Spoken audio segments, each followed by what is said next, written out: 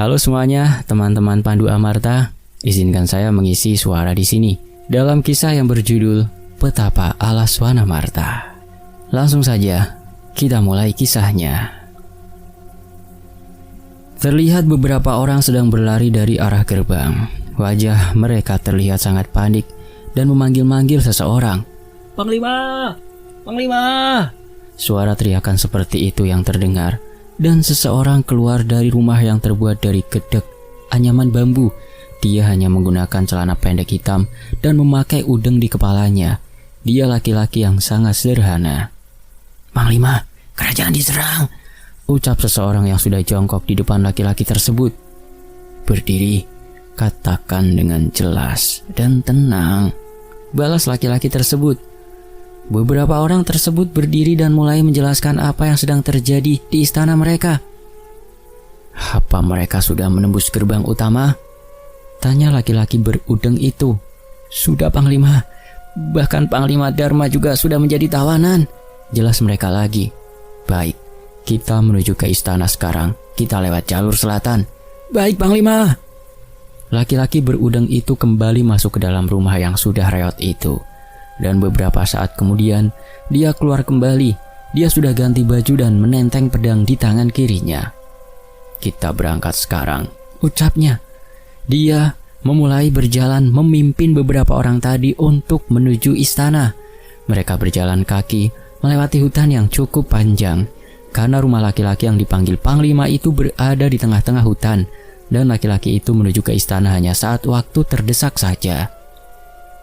Mereka memerlukan waktu setengah hari untuk sampai di pemukiman penduduk.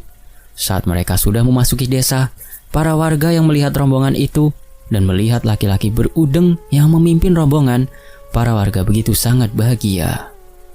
"Pasukan Panglima Daryo sudah datang," teriak seorang laki-laki tua yang baru pulang dari ladang. Mendengar teriakan itu, para warga yang berada di dalam rumah segera keluar semuanya. Mereka langsung mendekat ke jalan yang dilewati rombongan pasukan tersebut. Laki-laki berudeng yang memimpin beberapa pasukan itu ternyata bernama Daryo. Dia adalah seorang panglima di salah satu kerajaan zaman dulu. Tetapi meskipun seorang panglima, Daryo memilih mengasingkan diri ke hutan sendirian untuk menjaga kerajaannya dari luar. Di pemukiman tersebut, Panglima Daryo bersinggah terlebih dahulu sebentar untuk istirahat dan memberi wejangan kepada para penduduk untuk tetap tenang di saat kerajaan sedang diserang oleh kerajaan lain yang menjadi musuh kerajaan tempat Panglima Daryo tinggal. "Adara, kemari," panggil Panglima Daryo. "Baik, Panglima. Apa ada perintah untuk saya?" jawabnya. "Tolong cari informasi lebih lanjut keadaan kerajaan sekarang dan juga keadaan Paduka Raja," perintahnya. "Siap, Panglima," jawab Adara. Adara, salah satu pasukannya Panglima Daryo yang menjadi tangan kanannya. Dia langsung bergerak menuju ke pusat kerajaan, yang dimana di sana sudah dikuasai oleh musuh. Dan jika datang secara langsung ke pusat istana, sudah dipastikan akan sangat berbahaya. Tetapi Adara adalah prajurit khusus yang memiliki kemampuan lebih. Tidak membutuhkan waktu yang lama, Adara sudah memasuki pusat kota kerajaan, dan dia menyamar menjadi rakyat biasa, supaya dia bisa bergerak leluasa di kota. Dan Adara pun langsung menjalankan tugasnya. Dia mulai menyelinap masuk ke dalam istana secara diam-diam. Di dalam kerajaan ternyata sudah dikuasai musuh sepenuhnya. Tetapi Adara melihat orang-orang di sana seperti ada yang aneh. Adara terus berjalan dengan sangat hati-hati. Dia mencoba masuk ke dalam istana untuk mengecek keadaan raja dan keluarganya.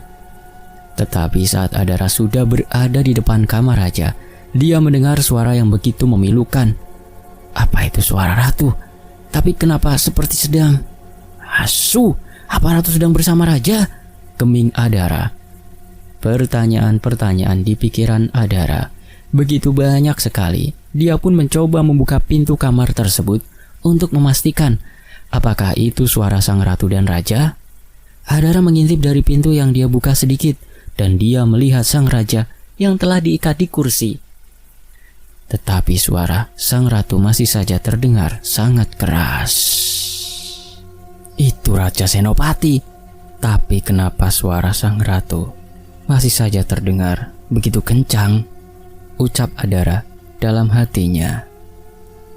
Adara mencoba mencerna kejadian yang terjadi di dalam kamar itu. Dan beberapa saat kemudian, Adara memahami keadaan itu dan dia tanpa pikir panjang masuk ke dalam kamar. Dan benar sang ratu sedang disetubuhi oleh musuhnya itu. Asu, keparat. Wani-wani ngelakoni koyok ngono neng rojo karo ratuku, ucap Adara yang sudah dipenuhi emosi. Lihat rajamu saja sudah menikmati tontonan yang begitu indah ini. Tapi kenapa kamu malah mengganggu sang rajamu itu? Ucap sosok laki-laki yang menyetubuhi sang ratu itu. Adara bukanlah prajurit yang bodoh. Dia segera melepaskan ikatan yang mengikat sang raja. Tetapi rajanya itu tidak segera berdiri. Dia hanya tetap duduk dengan posisi yang masih sama. Paduka, ada apa dengan Paduka? Adara mencoba menyadarkan rajanya itu. Keparat, lancang kamu itu, teriak sosok laki-laki itu lagi. Raja Bayu, kau memang raja yang kejam. Aku berjanji akan membunuhmu dan pasukanmu yang biadab itu, ucap Adara. Adara pun langsung pergi membawa Raja Senopati kabur. Bukannya dikejar Raja Bayu, malah tertawa dengan terbahak-bahak. Prajurit Raja Bayu yang sudah menguasai seluruh kerajaan tahu Raja Senopati dibawa kabur, semua menutup akses masuk ke dalam istana. Tetapi Adara sudah merencanakan sesuatu untuk bisa keluar dari istana. Adara melompati pagar tembok yang tingginya sekitar 5 meter dengan menggendong Raja Senopati. Setelah Adara berada di luar, dia berlari begitu cepat dan segera memasuki hutan untuk menghilangkan jejaknya. Tetapi pasukan Raja Bayu tidak menyerah begitu saja. Meskipun Adara memasuki hutan, tetap saja dikejar. Tetapi Adara sudah melesat sangat cepat dan menghilang. Sementara itu, Panglima Daryo sudah bersiap-siap untuk berangkat menuju ke pusat kota untuk menyusul Adara. Tetapi saat Panglima Daryo sudah mau keluar dari pemukiman tersebut, dari arah hutan, Adara berteriak memanggil Panglima Daryo. Panglima, tunggu! Teriak Adara begitu keras dengan panik. Adara, kenapa dengan Paduka? Tanya Panglima Daryo. Entah Panglima, saya juga tidak tahu. Saya mendapatkannya sudah seperti ini, jawab Adara. Panglima Daryo segera memeriksa sang Raja Senopati. Tetapi Panglima Daryo tidak menemukan hal yang aneh pada Raja Senopati. Panglima Daryo segera duduk di sebelah Raja Senopati dan mulai memejamkan matanya. Cuma membutuhkan waktu sebentar, Panglima Daryo sudah tahu dengan apa yang terjadi dengan Raja Senopati. Adara, panggil Panglima Daryo. Tolong jaga Raja dan para rakyat yang ada di desa ini. Aku akan menyelamatkan kerajaan, lanjut Panglima Daryo. Baik Panglima. Panglima Daryo mendapat penglihatan kalau Sukma Raja Senopati sedang ditahan oleh sosok makhluk yang sangat kuat. Sosok tersebut berasal dari zaman yang berbeda. Panglima Daryo setelah memberi perintah kepada pasukannya, dia segera berangkat menuju ke pusat kota kerajaan. Di perjalanan Panglima Daryo memikirkan kenapa kerajaan Bayu bisa menembus benteng pertama, yang dimana benteng itu dipimpin oleh Panglima Dharma.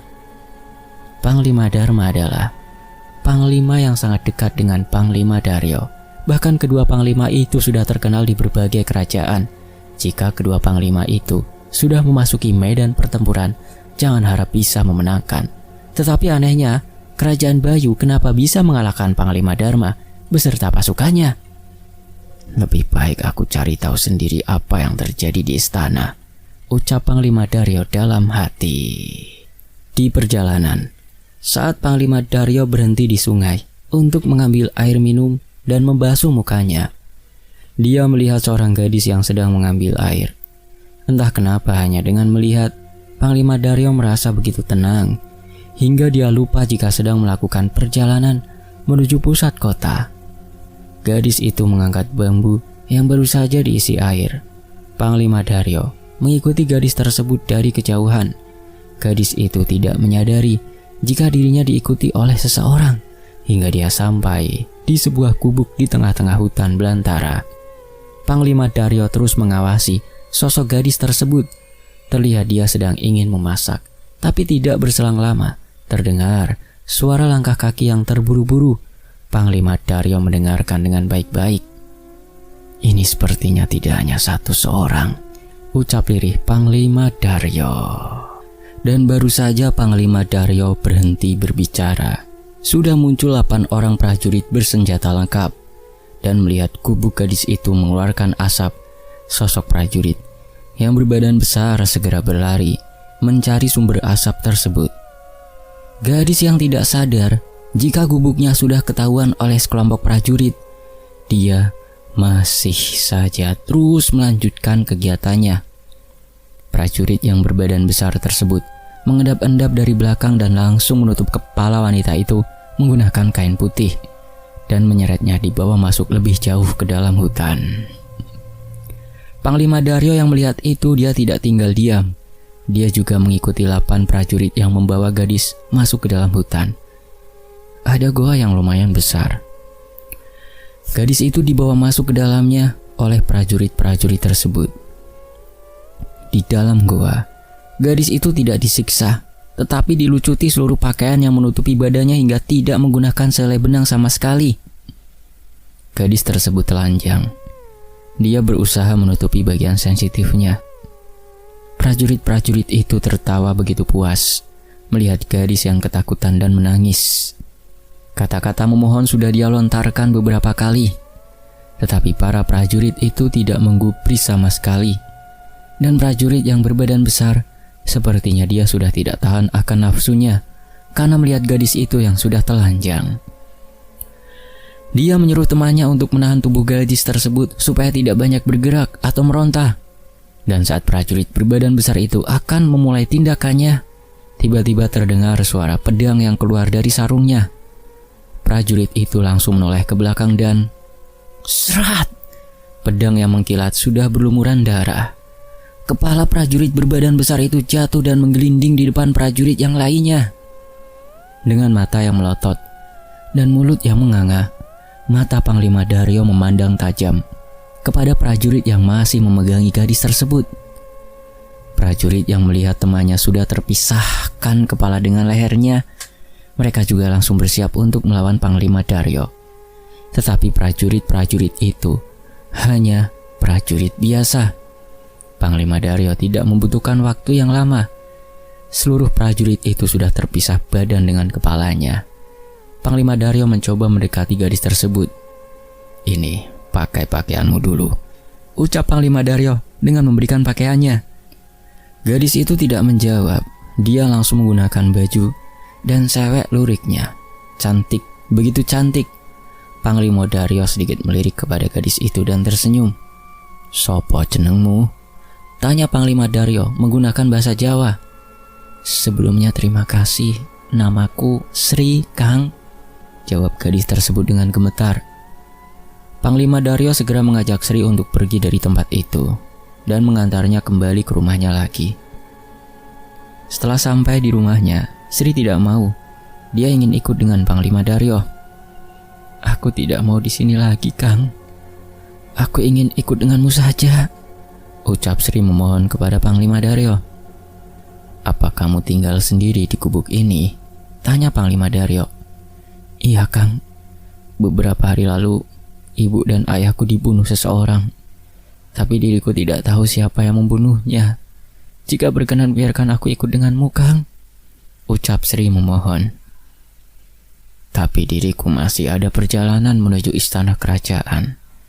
Jika kau ikut akan sangat berbahaya sekali. Jika kau tidak mau sendirian, kau bisa berjalan ke arah timur. Di sana ada pemukiman warga. Aku pastikan kau akan aman di sana." Panglima Daryo mencoba memberi penjelasan. "Bagaimana jika penduduk di sana tidak percaya denganku?" balas Sri lagi dengan pertanyaan. "Silakan bawa ini. Jika mereka tidak mempercayaimu, tunjukkan saja ini padanya," jawab Panglima Daryo dengan memberikan kain bermotif batik yang biasa digunakan di pinggangnya. Panglima Daryo segera kembali melanjutkan perjalanannya menuju istana. Dia akan memasuki istana melewati jalur rahasia. Jalur itu hanya diketahui cuma 3 orang saja, Yang pertama, Sang Raja Senopati. Kedua, Panglima Dharma. Dan yang terakhir adalah Panglima Daryo sendiri. Perjalanan Panglima Daryo menuju istana membutuhkan waktu seharian penuh. Dan dia sampai di pintu jalan rahasia itu pada malam hari. Panglima Daryo tidak membuang waktu. Dia langsung masuk ke dalam dan cukup panjang jalan rahasia itu. Dengan pandangan yang minim karena sangat gelap, Panglima Daryo begitu hati-hati. Tangan kanannya sudah memegang gagang pedangnya. Dia sudah siap untuk menebas bila ada musuh yang mendekat. Saat hampir sampai di pintu keluar, Panglima Daryo melihat seseorang sedang diikat tangan dan kakinya. Dan orang itu sudah tak sadarkan diri. Orang itu berada di dalam kerangkeng besi. Panglima Daryo mengamati orang itu dan dia melihat kain batik yang sama seperti miliknya yang dikasihkan kepada Sri tadi. Dharma, refleks. Panglima Daryo teriak saat mengetahui sosok yang ada di dalam kerangkeng tersebut. Dharma. Dharma adalah sesama panglima di kerajaan itu, seperti Panglima Daryo. Tetapi, Panglima Dharma memimpin prajuritnya untuk menjaga di gerbang pertama. Jika ada musuh datang, Panglima Dharma lah yang pertama menghadapinya. Raja Senopati memiliki 6 panglima kepercayaannya. Dan salah satu dari ke-6 panglima itu adalah Panglima Daryo dan Panglima Dharma. Tapi entah kemana keempat panglima itu hingga musuh sampai bisa menguasai istana sepenuhnya. Sementara itu di sisi lain, perjalanan Sri menuju pemukiman. Sri menyimpan kain batik itu dan dia juga mulai berangkat menuju ke tujuan yang dimaksud oleh Panglima Daryo. Hutan belukar dia lalui dengan sangat hati-hati. Tidak sedikit luka yang dia dapat karena terkena semak-semak yang berduri. Sri begitu hati-hati, dia tidak ingin ketangkap dengan prajurit-prajurit dari kerajaan Bayu. Setiap ada suara dia langsung bersembunyi, entah masuk ke dalam semak-semak atau di balik pohon. Sri cukup lama menuju ke pemukiman itu, dan Sri merasa begitu lelah karena dia tidak membawa air minum sama sekali.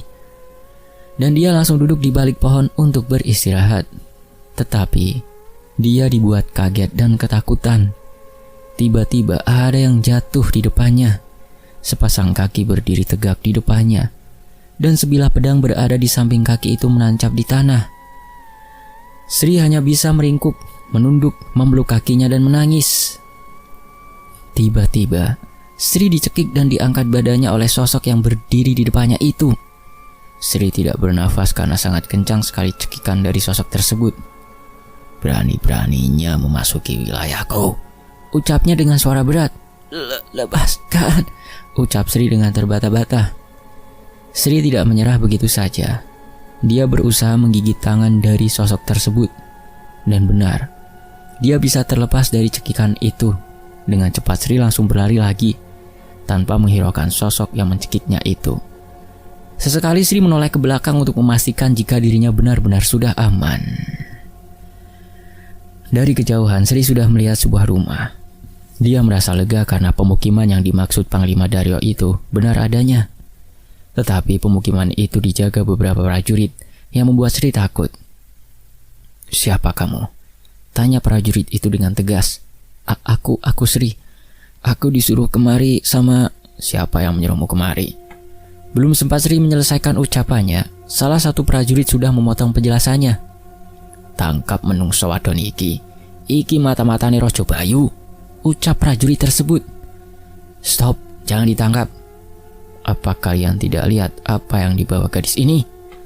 Ucap Adara sambil berjalan mendekat ke arah Sri. Adara mendekat kepada Sri dan meminta kain batik yang berada di pinggangnya. Ini seperti kain milik Panglima Daryo, ucap lirih prajurit tadi. Adara menyuruh prajurit untuk berjaga kembali, sedangkan dia mengajak Sri untuk masuk ke dalam pemukiman lebih ke dalam lagi. Dan para warga pun melihat Sri langsung berjongkok tunduk, seperti menghormati seorang ratu. Sri pun bingung kenapa dirinya sangat dihormati seperti itu. Dia mencoba bertanya kepada Adara, tapi Adara tidak menjawabnya. Adara pun masuk ke dalam sebuah rumah yang sangat banyak sekali penjaganya. Dan Sri pun disuruh masuk ke dalam. Adara memberitahu kalau tempat itu adalah tempat baru untuk istirahat Sri. Adara tidak memberitahu hal yang lain selain itu saja. Dan pastinya Sri sudah sangat bingung sekali. Tetapi Sri merasa lega. Dia sudah menemukan tempat yang aman dan dia kembali kepikiran tentang Panglima Daryo yang sudah memberikan informasi tentang pemukiman itu. Ting ting. Tiba-tiba terdengar suara besi beradu. Adara yang mendengar itu langsung kembali keluar dan segera menghampiri sumber suara itu. Dari jauh Adara melihat beberapa prajurit berusaha menahan orang yang ingin menerobos masuk ke dalam pemukiman. Adara pun mengamati salah satu orang itu. Dan dia langsung sadar jika itu adalah prajurit kerajaan Bayu. Wajah Adara langsung berubah seperti serigala yang lapar. Dia mengeluarkan belati kecil dari pinggangnya dan langsung berlari ke pertempuran kecil itu. Ada sekitar 10 prajurit Bayu. Adara yang sudah seperti kesetanan, dia langsung menyayatkan belatinya ke leher para prajurit dari kerajaan Bayu itu. Dan Adara berhenti saat semua prajurit dari kerajaan Bayu sudah tewas semua. "Kubur para keparat ini," ucap Adara dengan nada yang masih emosi. "Baik." Mayat-mayat itu dikuburkan di tengah hutan hanya dengan satu lubang. Dan ternyata kerajaan Senopati sudah hampir keseluruhannya dikuasai oleh Raja Bayu dan pasukannya. Dan hanya tinggal satu wilayah saja yang masih aman dari kerajaan Bayu, yaitu pemukiman yang ditempati oleh pasukan Panglima Daryo. Sementara itu di istana Senopati, Panglima Daryo mengeluarkan Panglima Dharma dari dalam kerangkeng besi itu. Cukup sulit untuk membuka kerangkeng itu, dan Panglima Daryo mengayunkan pedangnya dengan sangat kencang, dan akhirnya gembok yang mengunci itu terbuka. Panglima Dharma dikeluarkan dan disenderkan ke salah satu batu. Panglima Dharma begitu sangat lemah, dan terlihat bibirnya sudah mulai pucat atau memutih. Panglima Daryo mulai mengecek akan keadaan Panglima Dharma dengan detail. Tetapi Panglima Daryo tiba-tiba mengumpat. "Keparat!" Panglima Daryo begitu marah melihat keadaan Panglima Dharma, dan akhirnya Panglima Daryo membawa Panglima Dharma ke tempat yang aman terlebih dahulu, sebelum benar-benar memasuki istana. Tempat satu-satunya yang aman adalah pemukiman yang berada di tengah-tengah hutan, yang berada di arah timur. Singkatnya, Panglima Daryo sudah sampai di pemukiman itu, dan para prajuritnya segera membantu Panglima Daryo untuk membawa Panglima Dharma ke tempat di mana Raja Senopati berada. Adara dan Panglima Daryo berbincang. Dan Panglima Daryo memberitahu Adara apa yang terjadi kepada Raja Senopati dan Panglima Dharma. "Adara, tempat ini jangan sampai ada yang masuk. Apalagi pasukan dari kerajaan Bayu. Aku akan kembali lagi ke istana," ucap Panglima Dharma. "Dan jaga Paduka Raja dan Panglima Dharma. Semoga dia masih bisa diselamatkan. Dia hanya tertangkap sukmanya dan disiksa. Kalau begitu aku akan berangkat lagi," lanjut Panglima Daryo. "Siap, laksanakan Panglima. Oh ya, Panglima, tadi ada seorang gadis yang datang dan membawa kain batik khusus Panglima," jawab Adara. "Ya, itu memang aku yang memberi kain batik itu kepadanya.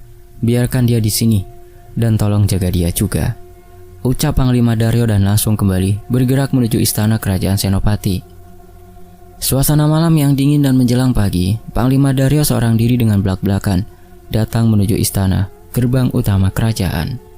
Dengan pedang yang sudah keluar dari sarungnya, Panglima Daryo menggunakan sebuah topeng dan langsung mengamuk sejadi-jadinya di depan gerbang itu. Pasukan kerajaan Bayu yang berada di luar gerbang sudah tidak ada yang bisa berbicara. Mereka sudah mati semuanya. Mendengar di depan gerbang ada yang mengadu pedang, penjaga dari dalam langsung membuka gerbang dan keluar untuk melihatnya. Baru saja dia menampakkan kepalanya, Panglima Daryo sudah mengayunkan pedangnya ke arah penjaga tersebut dan otomatis kepala prajurit penjaga itu langsung menggelinding. Panglima Daryo masuk ke dalam istana dengan sangat berani. Tidak ada yang bisa menghentikan kengeriannya. Siapapun yang berada di depannya, dia langsung memisahkan kepala dari badannya. Dan Raja Bayu yang mendengar ada kerusuhan di istana, dia langsung keluar dan menghadapi Panglima Daryo yang sedang membantai pasukan Raja Bayu satu persatu. "Asu, binatang kau," ucap Raja Bayu. Panglima Daryo tidak menjawab. Dia hanya melihatnya saja. Mengetahui yang berbicara Panglima Daryo, langsung melesat dan mengayunkan pedangnya ke arah leher Raja Bayu. Leher Raja Bayu hampir saja terkena pedang tersebut. Raja Bayu tidak tinggal diam. Dia langsung membalas serangan dari Panglima Daryo. Pukulan yang keras Raja Bayu layangkan, tetapi Panglima Daryo cukup lincah untuk menghindari pukulan itu. Seorang raja dan panglima melakukan pertarungan yang sangat sengit. Ilmu mereka berdua benar-benar sangat kuat. Halaman istana yang menjadi medan duel sudah sangat tidak beraturan, banyak yang hancur. Tapi Panglima Daryo tiba-tiba merasakan ada yang berbeda pada tubuh Raja Bayu. Sebelum menaklukkan pertarungan itu, Panglima Daryo dan Raja Bayu sudah pernah melakukan pertempuran. Tetapi Raja Bayu dan pasukannya tidak bisa melawan Panglima Daryo. Tapi kali ini sungguh berbeda. Raja Bayu seperti memiliki sumber kekuatan yang begitu besar. Kenapa Daryo? Apa kau sudah kelelahan? Ini baru permulaan. Aku belum mengeluarkan seluruh kekuatanku, ucap Raja Bayu mengejek Panglima Daryo. Kau taruh di mana Sukma Raja Senopati dan Panglima Dharma? Ucap Panglima Daryo dengan penuh amarah yang memuncak. Raja Bayu belum menjawab, tiba-tiba ada 4 orang yang keluar dari istana. Dan mereka berempat berkata serentak, Paduka Raja dan Panglima sok kuat itu tidak akan selamat, ucapnya. Panglima Daryo melihat dan mendengar perkataan keempat orang itu. Emosinya tambah memuncak. Dan ternyata keempat orang itu adalah Panglima Raja Senopati yang berkhianat. Raja Bayu yang mengerti Panglima Daryo sudah kehabisan tenaga. Dia kembali menyerang Panglima Daryo lagi dengan sebuah pukulan yang diselimuti dengan kekuatan yang begitu besar. Bahkan Panglima Daryo mustahil bisa menghindar dari serangan tersebut. Dan suara benturan begitu keras hingga menghancurkan salah satu tiang yang berada di belakang Panglima Daryo. Karena akibat robohnya salah satu tiang tadi, debu berterbangan dan membuat pandangan terbatas. Habis riwayatmu, dasar Panglima keparat, umpat Raja Bayu. Tanpa sepengetahuan Raja Bayu dan pasukannya, Panglima Daryo berhasil menghindar dan keluar dari istana. Dengan tertatih, Panglima Daryo kembali ke tempat permukiman tadi. Setelah sampai di sana, para pasukan menyambutnya. Panglima Daryo meminta kepada Adara untuk menyiapkan satu tempat untuknya bermeditasi.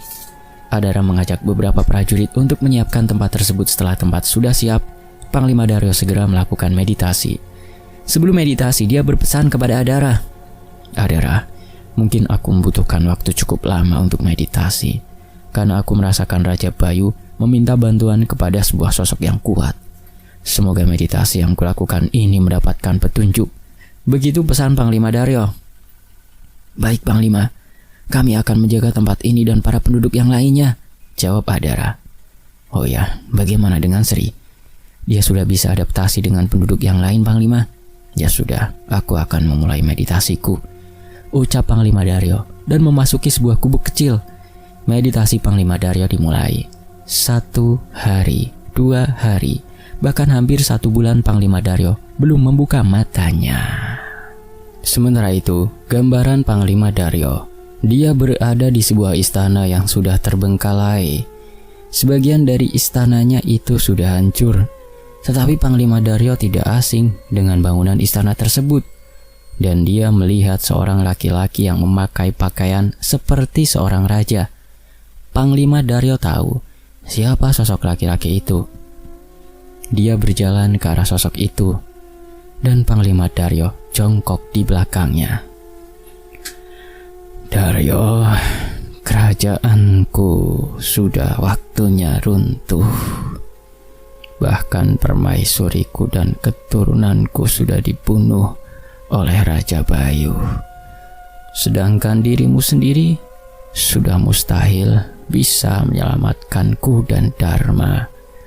Titahku sekarang, selamatkan rakyatku dan pimpin mereka, dan bangunlah sebuah desa kecil untuk menampung orang-orang yang membutuhkan pertolongan, ucap sosok laki-laki itu dengan sangat berwibawa. Kau memerlukan sebuah kekuatan yang berasal dari zaman dahulu, lanjutnya. Paduka Raja Senopati, Apakah ini gambaran kerajaan Senopati yang akan datang? Tanya Panglima Daryo. Iya Daryo, maka dari itu tugasmu sekarang kau mencari sebuah pusaka yang kekuatannya setara dengan sosok yang bersama Raja Bayu, jawabnya. Dan semoga ini bisa membantumu, lanjut Raja Senopati, dan memberikan sebuah benda persegi panjang yang memiliki gambar 5 orang. Benda itu terbuat dari kuningan. Setelah menerima benda tersebut, Panglima Daryo membuka matanya. Dia keluar dari tempat kecil itu. Adara sudah menyambutnya di luar.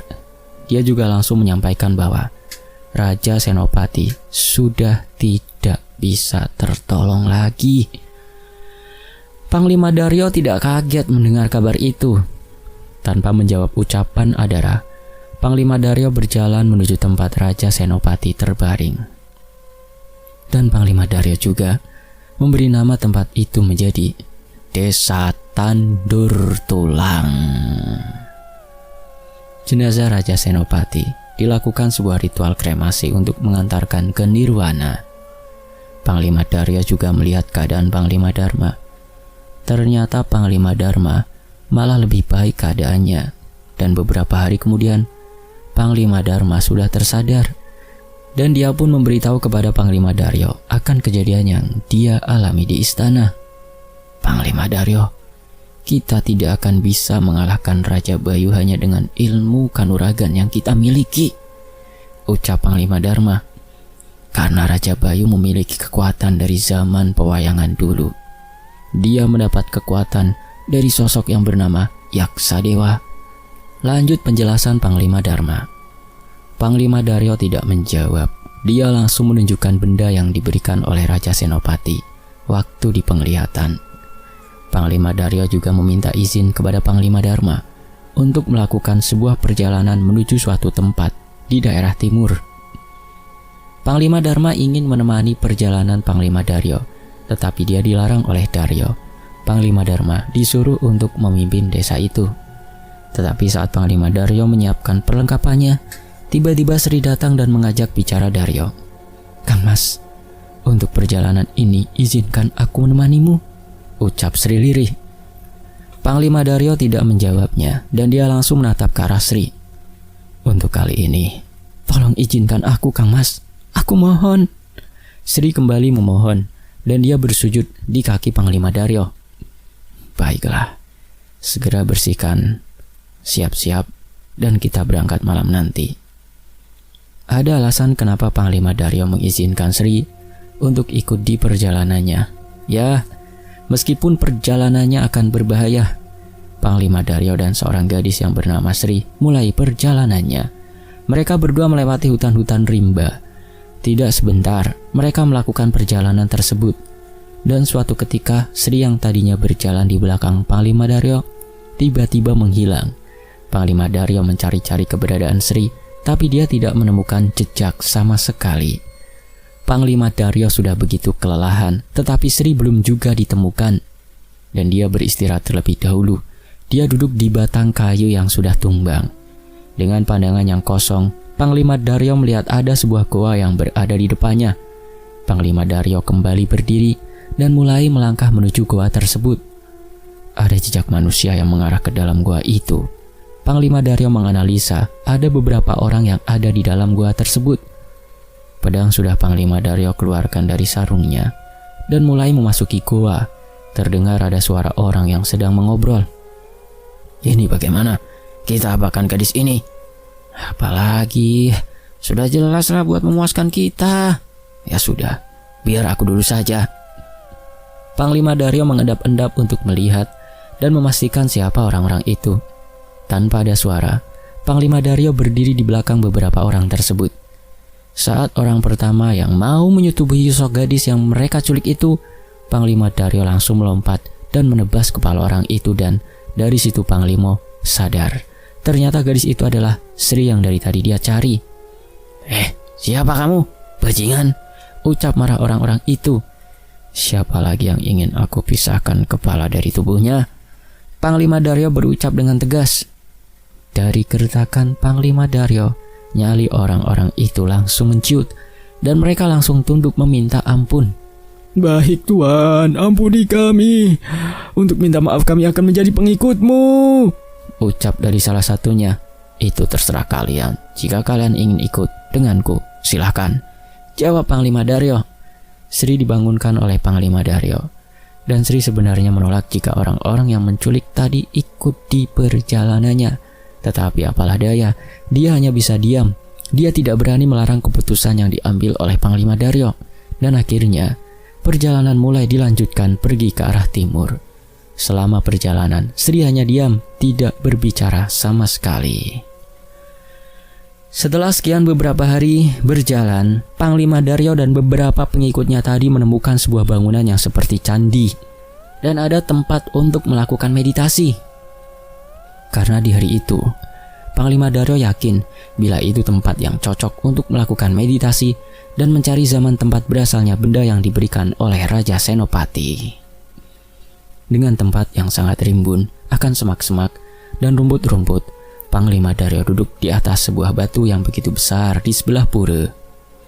Saat aku melakukan meditasi, tolong jaga gadis ini jangan sampai terjadi apa-apa, pesan Panglima Daryo. Baik Tuan, kami akan menjaganya dengan baik, jawab salah satu pengikut Panglima Daryo.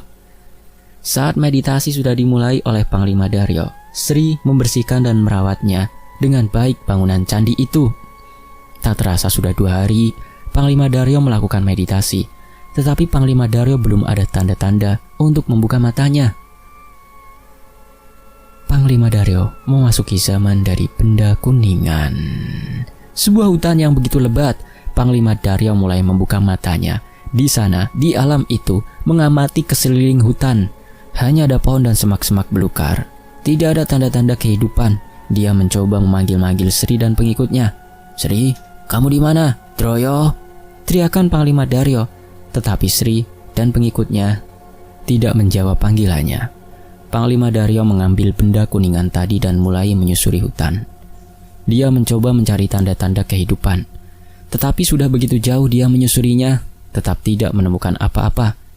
Tiba-tiba, Panglima Daryo melihat ada kabut yang mulai turun dari atas. Kabut itu sangat tebal hingga penglihatan Panglima Daryo sangat terbatas. Kabut ini aneh. Ada yang tidak beres dengan kabut ini, ucap lirih Panglima Daryo. Dia langsung segera berlari mencoba keluar dari kabut tersebut. Tapi anehnya, kabut itu terus mengikuti Panglima Daryo. Dengan insting Panglima, dia berpikir kabut ini memiliki tuan atau ada yang mengendalikan.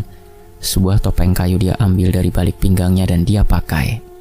Niat ingsun matek ajiku angin puspo, dan seterusnya. Panglima Daryo merapalkan mantra. Setelah itu dia melangkahkan kakinya.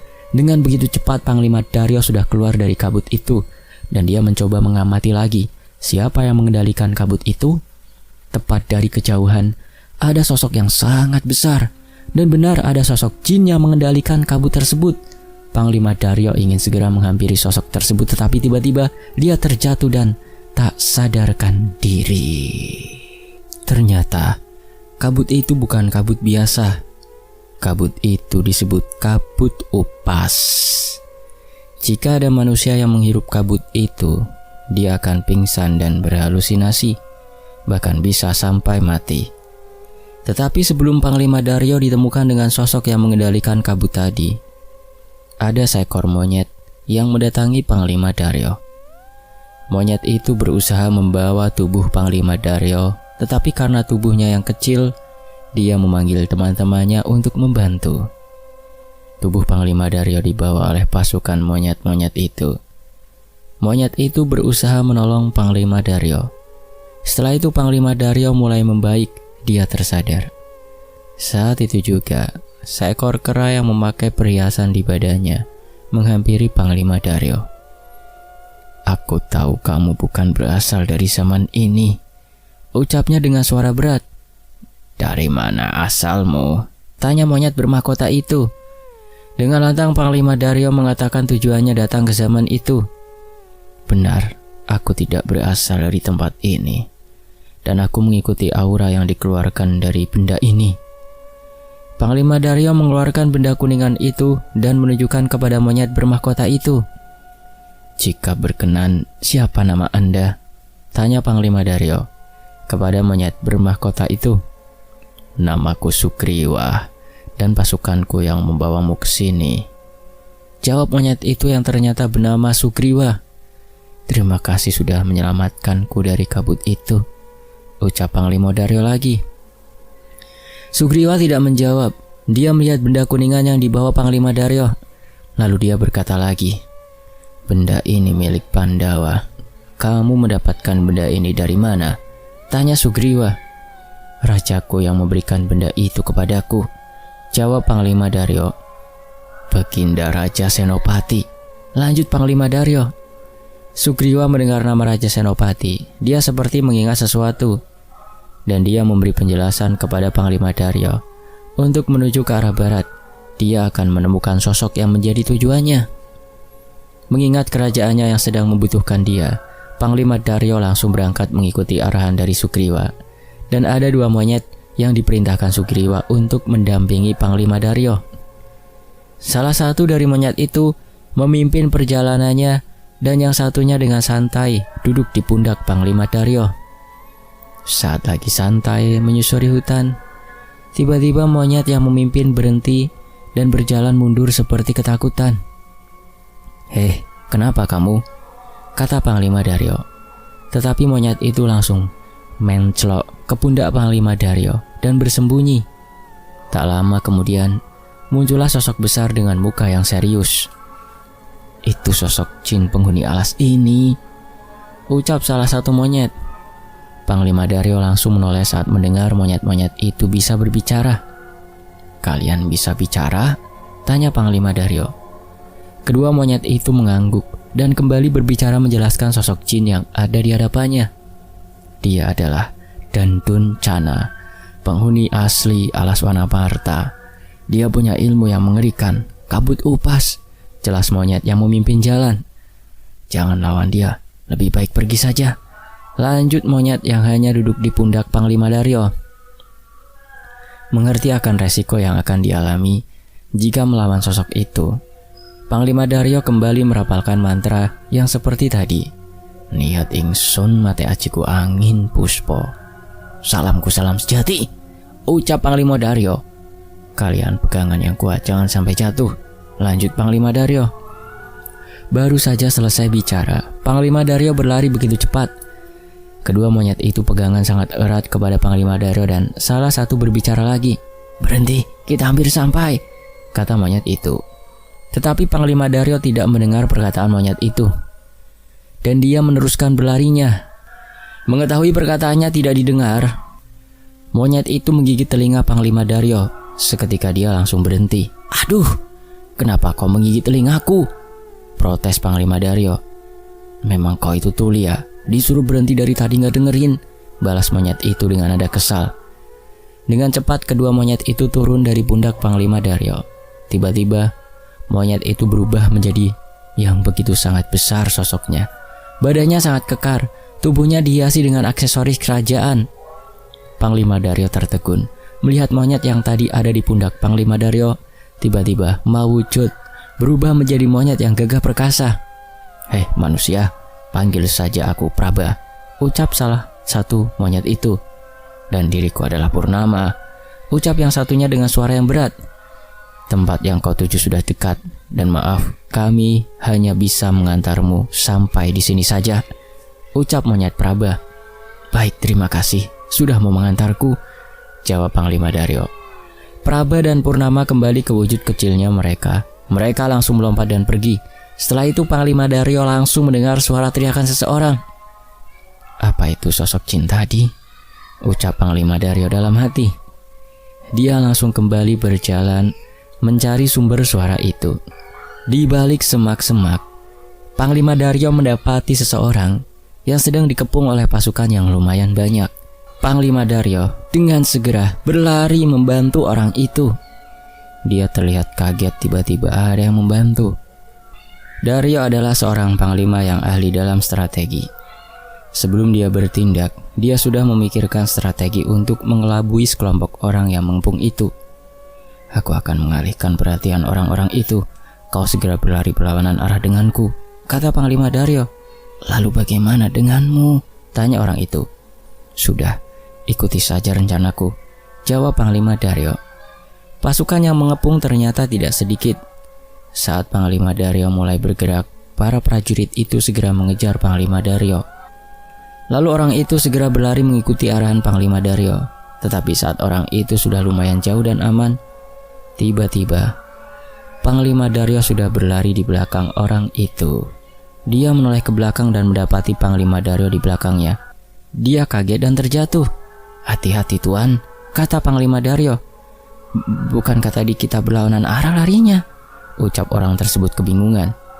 Oh ya, namaku Palguna. Tapi itu salah satu namaku, masih banyak lagi nama-namaku, ucapnya memperkenalkan diri. Kamu siapa?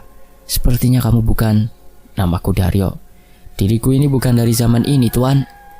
Belum selesai Palguna bicara, Daryo sudah menjelaskan terlebih dahulu. Palguna mengajak Daryo ke tempat dia beristirahat. Ada sebuah bangunan yang dari rumput-rumput kering. Di sanalah Palguna beristirahat dan dia sedang mau melakukan bermeditasi. Palguna menjelaskan jika dirinya adalah seorang pangeran kerajaan. Dia mengasingkan diri untuk melakukan meditasi karena dia sedang berada di sisi terlemahnya. Palguna juga mengajak Daryo untuk ikut bermeditasi. Daryo tidak menolak. Padahal dia sedang mencari seseorang yang memiliki benda kuningan tadi. Tapi firasat Daryo dia harus mengikuti meditasi itu. Dua buah batu yang lumayan besar menjadi tempat mereka berdua bermeditasi. Saat bermeditasi, Daryo begitu kuat. Dia tidak terpengaruh dengan sekitarnya. Sesekali Palguna mengetesnya. Dia mengundang sosok-sosok jin penghuni alas itu, tapi Daryo tidak bergeming sama sekali. Dan suatu ketika tiba-tiba adik kembar dari Palguna datang. Kakak, kerajaan sedang membutuhkanmu, ucap adik Palguna. Baik, aku akan kembali. Kalian berdua kembalilah lebih dulu. Diriku masih ada urusan, jawab Palguna. Baik kak, balas kedua adik Palguna serentak. Palguna kembali ke tempat Daryo duduk bersila. Dia mengeluarkan sebuah keris dan langsung ditancapkan di sebuah batu besar. Dengan mudahnya keris itu menancap. Palguna berbisik kepada Daryo. Kerajaanku sedang diserang. Saudara-saudaraku membutuhkan diriku, bisik Palguna. Daryo hanya diam. Dia tidak menjawab bisikan Palguna. Tetapi dia tahu jika Palguna meninggalkan sebuah pusaka yang harus Daryo jaga. Panglima Daryo ditinggal sendirian di tempat itu. Sudah 1 hari Palguna tidak kembali. Panglima Daryo tidak membuka mata sama sekali. 1 minggu sudah dilewati Panglima Daryo. Bahkan dia tidak makan atau minum. Sudah beberapa minggu bahkan sudah berbulan-bulan Palguna belum juga kembali. Tepat di 2 tahun semenjak Palguna pergi, akhirnya dia kembali. Palguna juga berpikir jika Panglima Daryo sudah pergi meninggalkan bangunan gubuk itu. Tetapi dia masih tetap duduk dengan posisi yang masih sama seperti awal dia duduk. Daryo, sudahilah meditasimu, aku sudah kembali, ucap Palguna. Mendengar suara Palguna, Panglima Daryo membuka matanya. Dan Palguna langsung menyambutnya dengan memegang kepala Panglima Daryo. Dan dia berucap, yang kau cari itu adalah diriku. Nama asliku adalah Arjuna, kata Palguna yang ternyata adalah Arjuna. Dan benda yang kau bawa itu adalah milikku. Gambar 5 orang itu adalah gambar saudara-saudaraku, lanjut Arjuna. Apa tujuanmu yang sebenarnya? Tanya Arjuna. Panglima Daryo memposisikan badannya untuk mencari posisi yang nyaman. Dan dia mulai menjelaskan kenapa dia sampai bisa datang ke zaman itu. Namaku Daryo, tuan. Aku adalah seorang panglima kerajaan di zaman tempatku tinggal. Dan kerajaanku sedang diserang oleh kerajaan musuh. Tetapi mereka meminta bantuan kepada sosok kuat, jelas Panglima. Dan tujuanku ke sini untuk mencari sebuah pusaka atau benda yang bisa untuk melawan sosok itu, lanjut Panglima Daryo. Arjuna mengerti dan dia mempunyai rencana untuk menolong Panglima Daryo. Baik Daryo, akan aku bantu kau. Tetapi aku tidak bisa datang di zaman tempatmu tinggal itu. Aku bisa meminjamkan pusakaku kepadamu, tapi suatu saat jika aku membutuhkan, akan kuminta kembali pusaka itu, kata Arjuna. Arjuna mengeluarkan 2 buah keris yang bentuknya sama dan diberikan kepada Daryo. dan keris yang masih tertancap di batu itu juga disuruh membawanya. Tapi keris itu bukan untuk Panglima Daryo, tetapi disuruh menjaganya di zaman Panglima Daryo tinggal. Lamtasari, Hanuman, teriak Arjuna memanggil dua sosok, dan muncul seekor kera putih dan singa bersayap.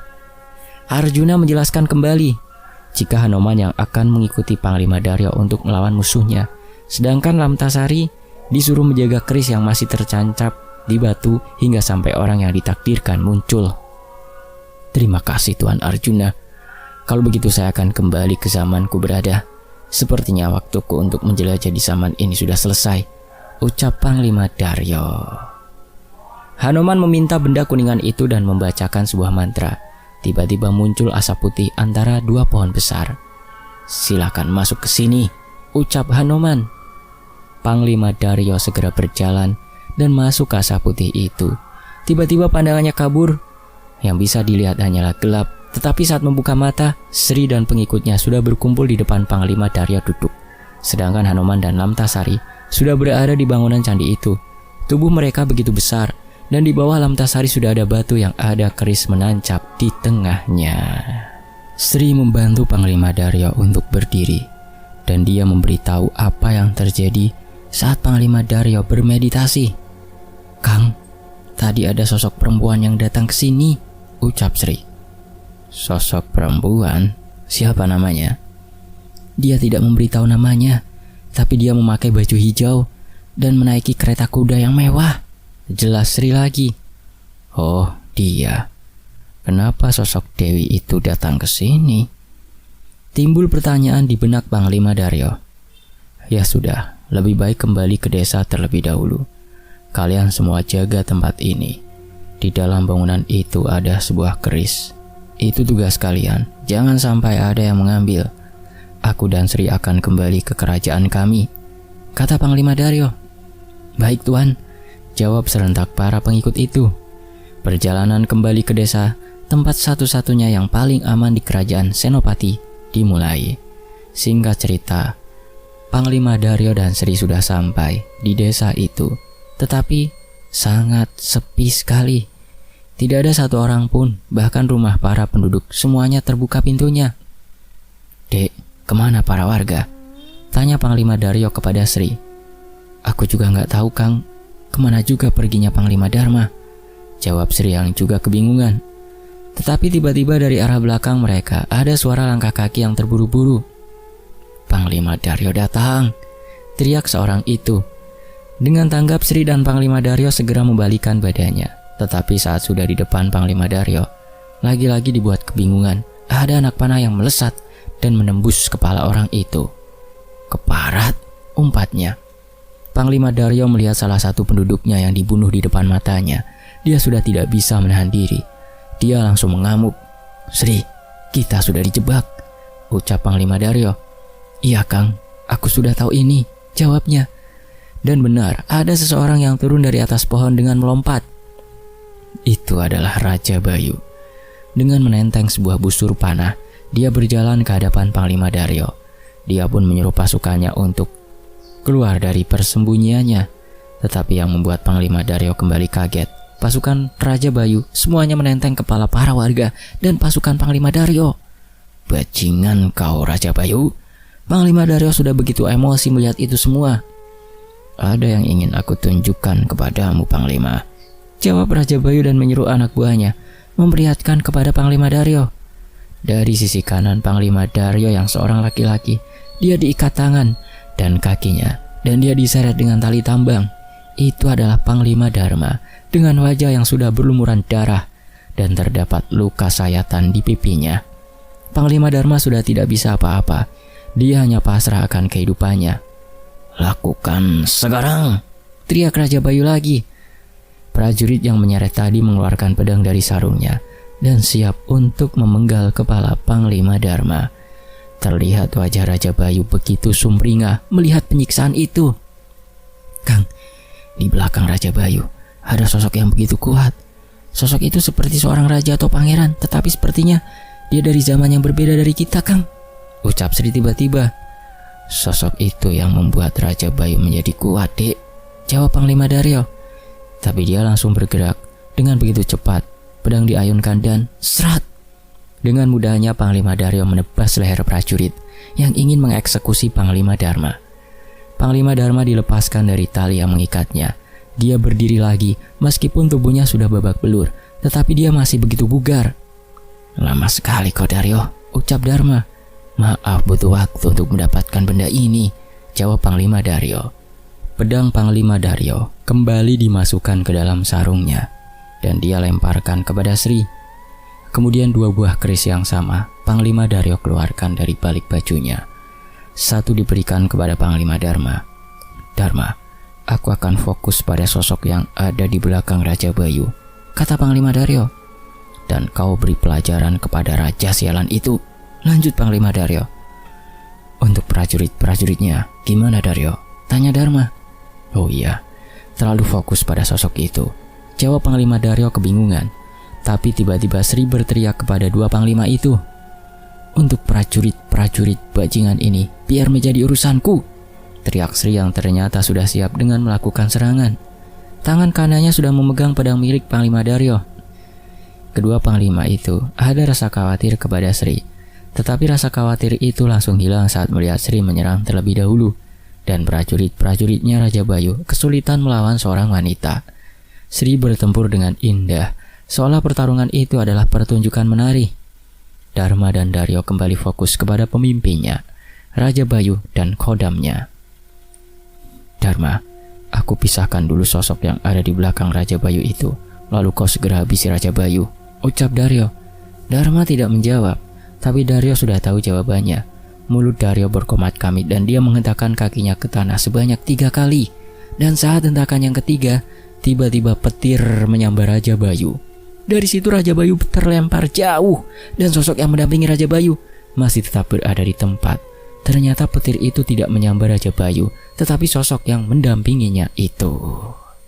Panglima Dharma dengan badan yang sudah berlumuran darah, dia dengan gesit langsung menghampiri Raja Bayu yang terlempar itu.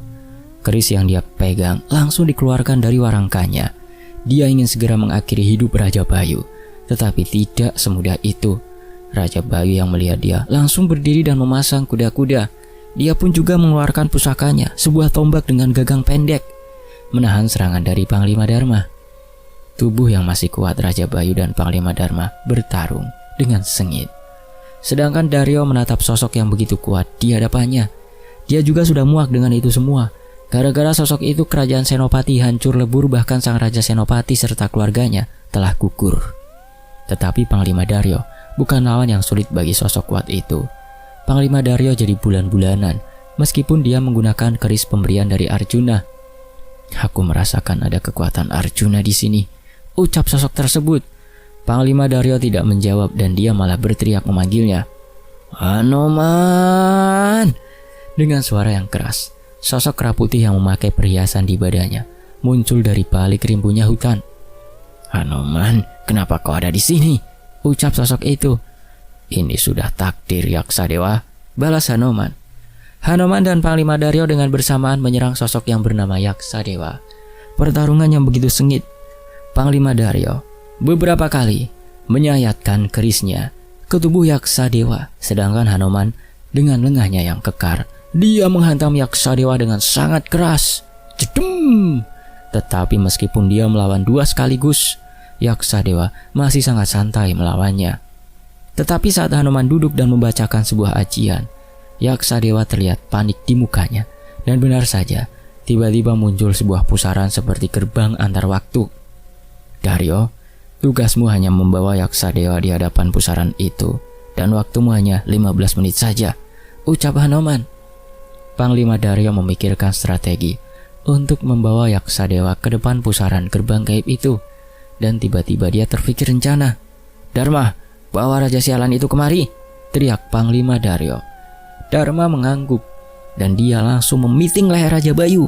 Ternyata Raja Bayu tidak bisa melawan Dharma meskipun Dharma sudah babak belur terlebih dahulu. "Dasar manusia bodoh, lepaskan Bayu," ucap Yaksa Dewa yang terlihat ketakutan. Tentu saja dia takut, karena jika Raja Bayu dimasukkan ke pusaran itu, otomatis dia juga akan ikut masuk, karena jiwa mereka sudah menyatu. Tetapi tidak ada pilihan lagi. Dharma langsung melemparkan Raja Bayu ke dalam pusaran portal itu. Awas kalian, aku akan kembali untuk membalas dendam. Setelah Raja Bayu dan Yaksadewa masuk, Hanuman segera menutup portal tersebut. Yaksadewa kembali ke zamannya. Tetapi untuk Raja Bayu akan terjebak di antara dua zaman ini. Sedangkan Sri sudah menghabisi pasukan Raja Bayu sendirian. Ternyata Sri ini adalah seorang prajurit kerajaan juga, yang dimana dia disuruh Raja Senopati untuk mencari Panglima Daryo untuk menyelamatkan kerajaan Senopati. Lalu Panglima Daryo kembali membangun desa kecil itu untuk hidup sederhana. Dan desa itu diberi nama Desa Tandur Tulang karena sisa-sisa pertempuran itu dan korban baik musuh atau teman dikubur di tempat itu. Untuk Desa Tandur Tulang sudah saya bacakan di channel YouTube Fakta Sejarah. Demikianlah sebuah kisah di Pandu Amarta. Mohon maaf kalau dalam membacakannya masih kurang atau masih banyak penggalan-penggalan kata yang kurang pas dibacanya. Mohon maaf ya. Saya pamit dulu. Sampai jumpa di Pandu Amarta dalam kisah-kisah lainnya. Wassalamualaikum.